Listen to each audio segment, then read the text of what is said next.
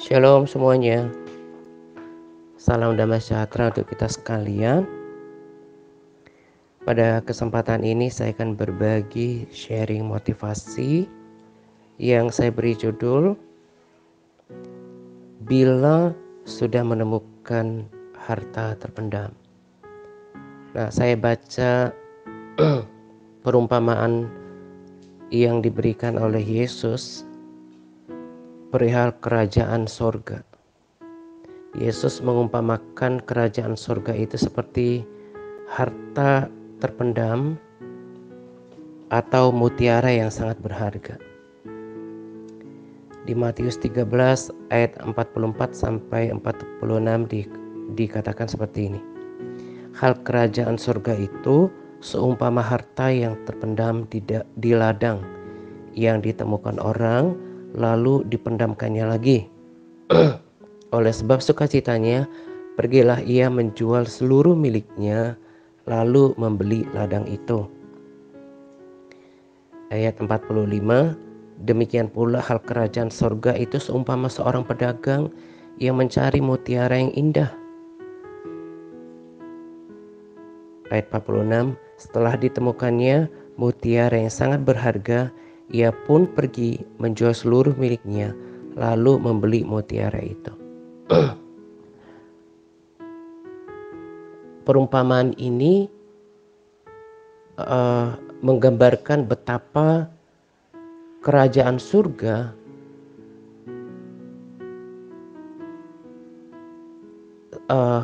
beserta segala yang ada di dalamnya. Kerajaan surga berbicara tentang banyak hal, tentang kehidupan kekal, tentang Yerusalem baru, tentang hadirat Tuhan, tentang kehidupan yang di dalamnya tidak ada lagi air mata, tidak ada lagi sakit penyakit. Belum lagi tentang janji yang diberikan Tuhan yang terbuka kepada semua orang di dalam firman Tuhan. Tentang rumah, tentang mahkota, tentang upah. Yesus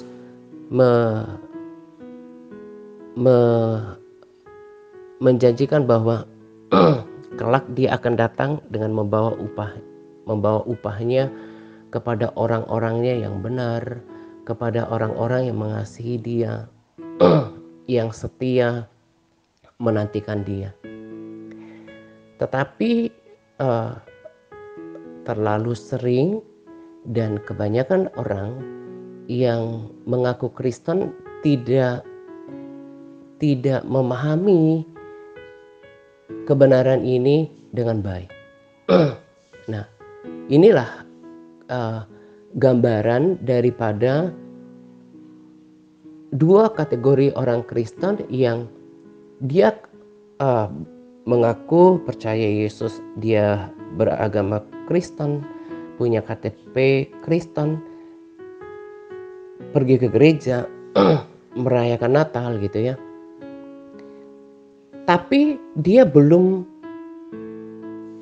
terbuka mata rohaninya tentang dua versi kehidupan, yaitu kehidupan yang sementara, kehidupan yang sekarang yang ada limit di dunia ini, dengan kehidupan yang kekal, no limit, kehidupan yang sesungguhnya.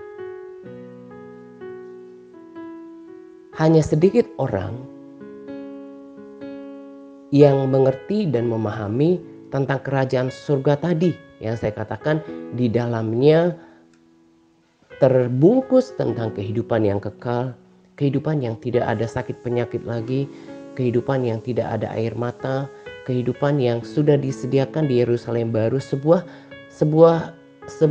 tempat yang kekal, yang real, yang digambarkan sudah oleh firman Tuhan, di mana jalannya terbuat dari emas, lalu tidak ada kematian lagi di sana. Hanya sedikit orang yang memahami ini, dan hanya sedikit yang setia di dalam kesementaraan, di dalam usianya yang sementara untuk sampai kepada panggilan ini. Praktek hidupnya adalah seperti Abraham yang dia berlari-lari pada panggilan surgawi. Dia menganggap bahwa Israel bukanlah tanah perjanjian sesungguhnya. Paulus juga seperti itu, dia berlari-lari pada panggilan surgawi. Nah, inilah contoh praktek hidup orang yang sudah menemukan harta terpendam, yang sudah menemukan mutiara yang indah, yang sangat berharga. Mungkin seperti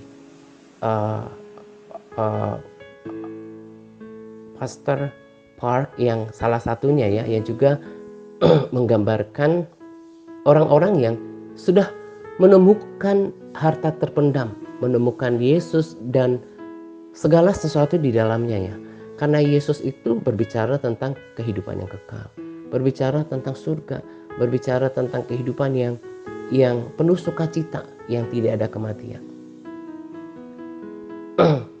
Sebenarnya praktek seperti ini ditemukan di antara orang-orang yang non-Kristen.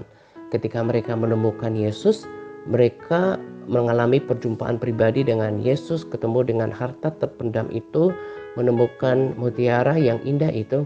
Tak sedikit, bahkan hampir semua dari mereka harus bayar harga, yang mereka diusir dari keluarga mereka, rela meninggalkan itu semuanya, bahkan tidak mendapat warisan, mungkin tidak dianggap, bahkan ada yang mengalami penganiayaan gitu kan. Tapi mereka kemudian membayar harga, meninggalkan segala kenyamanan, apalagi kalau dia berasal dari keluarga berada gitu ya. Dia nggak dapat warisan, nggak dianggap anak, kemudian dikucilkan dari keluarga, meninggalkan itu semua demi harta yang terpendam dan mutiara yang indah. Tadi saya katakan di antara orang Kristen kebanyakan mereka belum menemukan siapa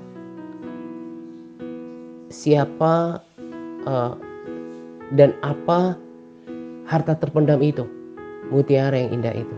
Sehingga dalam praktek hidup mereka sebetulnya masih hidup untuk dunia. Mereka lebih banyak mengalokasikan hati, pikiran, waktu, tenaga, dan kemampuan mereka untuk membangun dan menghidupi kehidupan yang sementara ini. Tentu tidak salah dengan itu. Itulah kenapa Tuhan tempatkan kita di bumi. Kita harus hidup, beraktivitas dan kita punya tujuan di bumi ini. Tapi kalau hanya fokusnya untuk dunia, maka praktek kekristenan seperti ini saya duga belum menemukan harta terpendam dan juga mutiara yang indah itu. Yesus berkata, pikirkanlah perkara-perkara yang di atas, yaitu perkara-perkara rohani, perkara-perkara yang kekal sifatnya. Orang-orang Kristen yang udah menemukan harta terpendam, mutiara yang indah, itu bukan berarti menjadi aneh gitu ya. Tetap seperti orang kebanyakan yang hidup di dunia ini, maksudnya tetap beraktivitas. Kalau barangkali dia tidak dipanggil untuk melayani Tuhan secara full time, tetap melayani di pekerjaan, di perusahaan, di usaha gitu ya. Tapi dalam mempraktekkan, menjalankan hidupnya, dia sadar gitu bahwa ini adalah bagian yang sementara dan dia tidak melupakan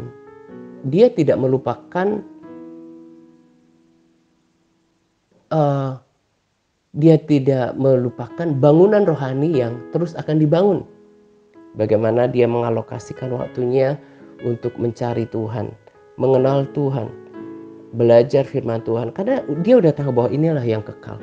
Dia nggak mau mengalokasikan seluruh waktu, pikiran, tenaga, dan kekuatannya hanya untuk mengejar yang sementara.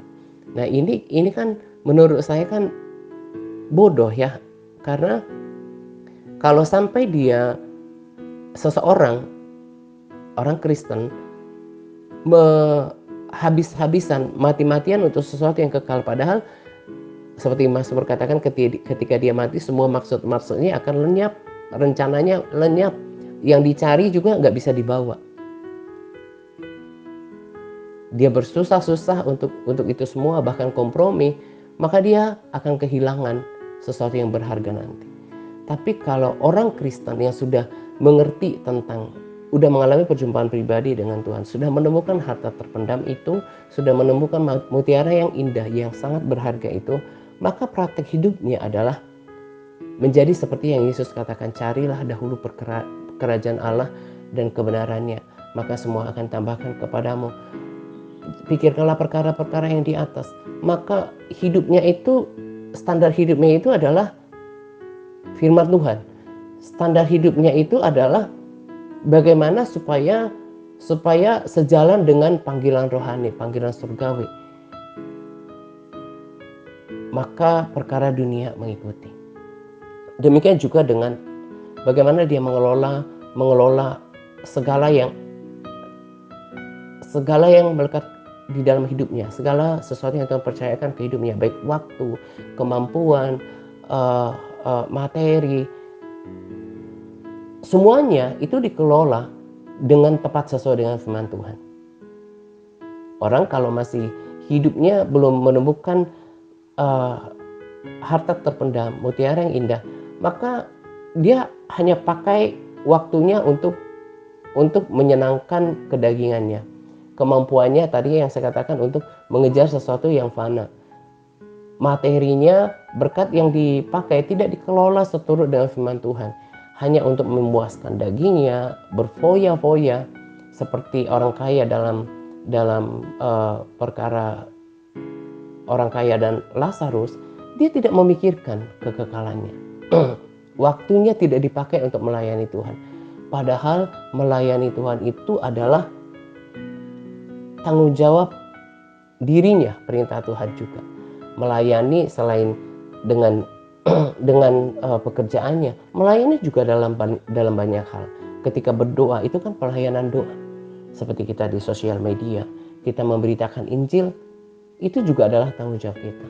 Dari sini tuh kelihatan banget siapa di antara kita yang sudah menemukan harta terpendam, siapa yang sudah menemukan mutiara yang indah, siapa yang belum. Kelihatan dari praktek hidupnya, kelihatan daripada sikap hidupnya. Nah, saya jadikan ini sebagai sharing motivasi. Sekalipun saya tahu perumpamaan ini bukanlah sesuatu yang baru buat kita. Saya renungkan ini dan saya berpikir bahwa buat apa ya kemudian orang alokasikan semua waktu, tenaga dan pikirannya untuk mengumpulkan harta sebanyak-banyaknya, dia simpan itu untuk dirinya sendiri. Tetapi kemudian apa yang dikumpulkannya nggak bisa dibawa serta. Maka yang benar adalah porsi, memikirkan perkara-perkara yang di atas, memikirkan kerajaan Tuhan, memikirkan kekekalannya.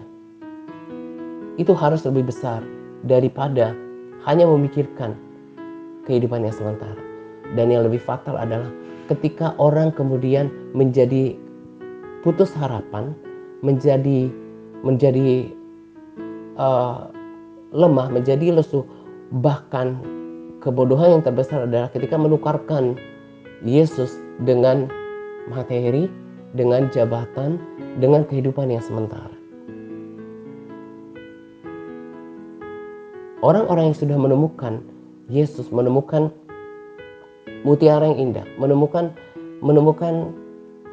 harta terpendam, dia akan menjalankan seluruh hidupnya hari demi hari untuk membangun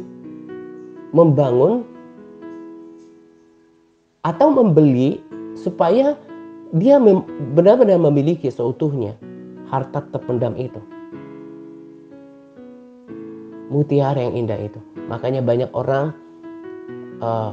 gak banyak orang ya, uh, ada orang-orang tertentu yang bahkan melepaskan ladangnya, melepaskan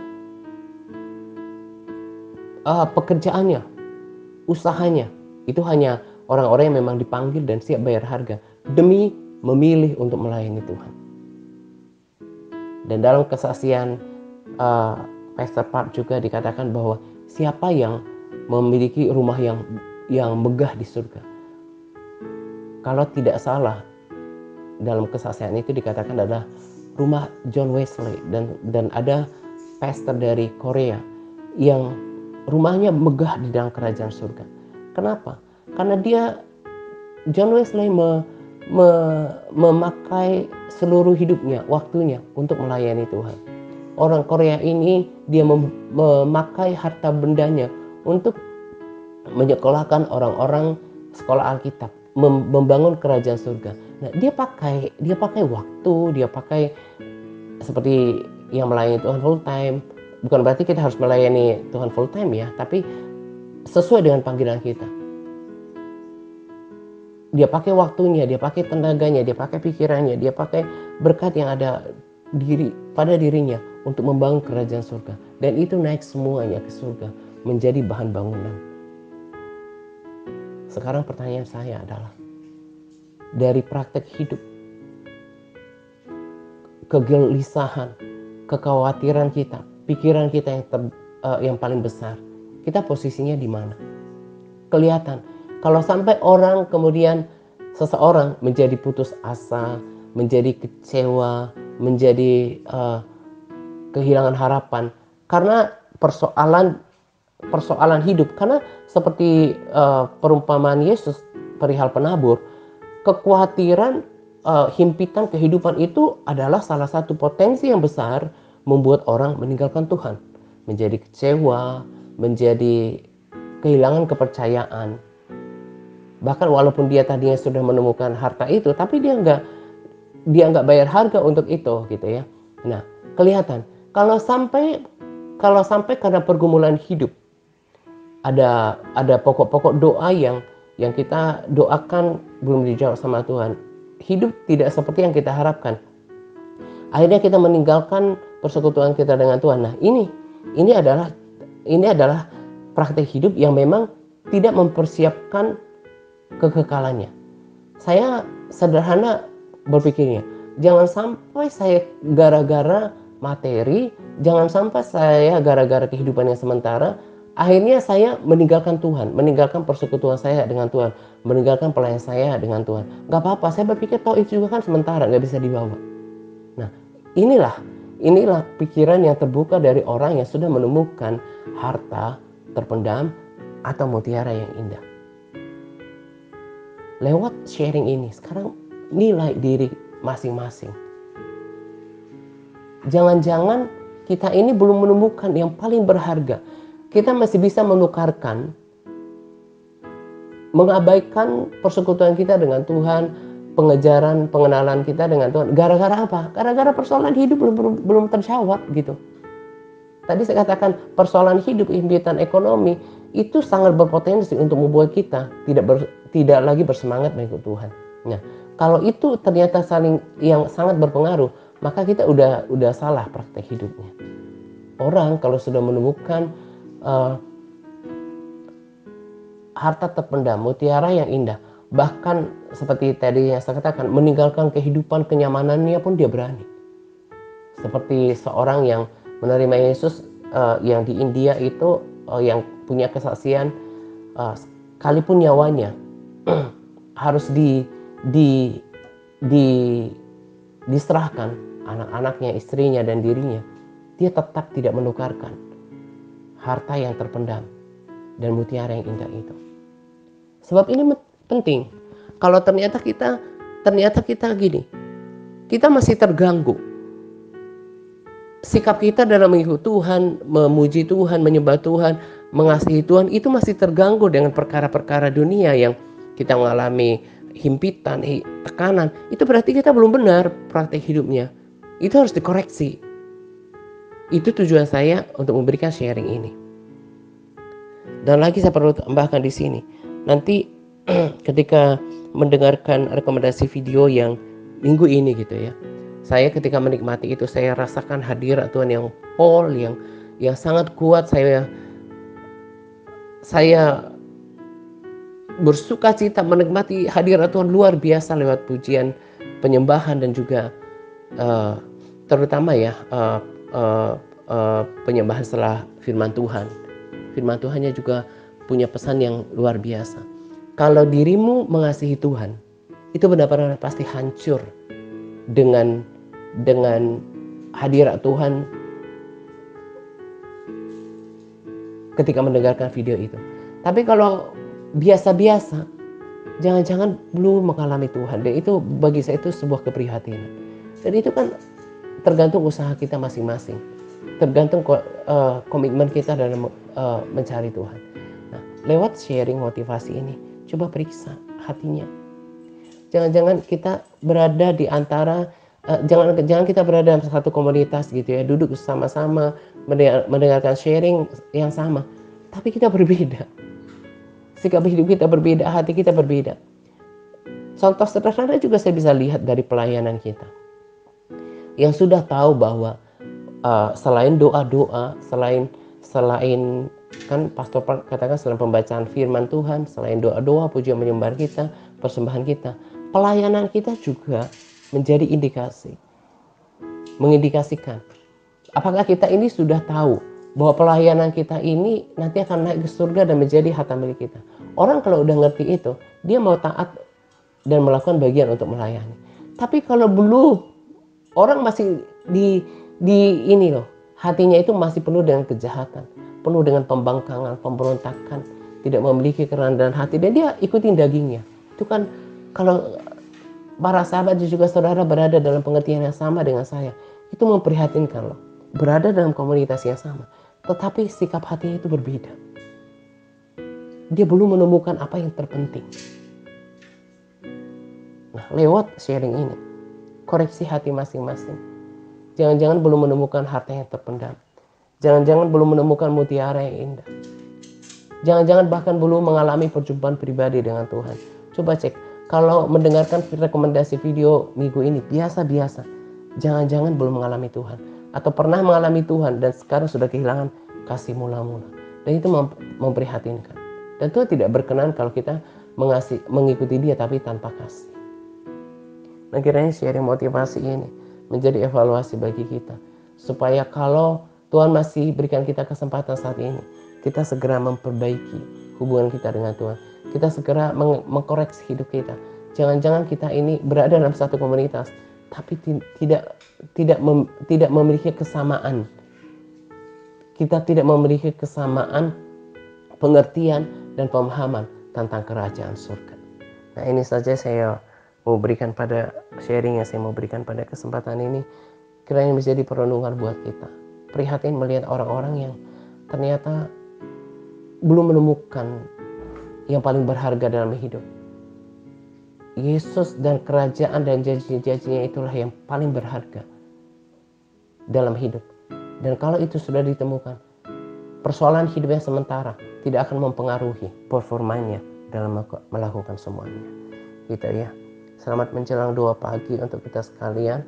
Semangat berpuasa kepada all MTRC yang terus bersemangat dalam berpuasa.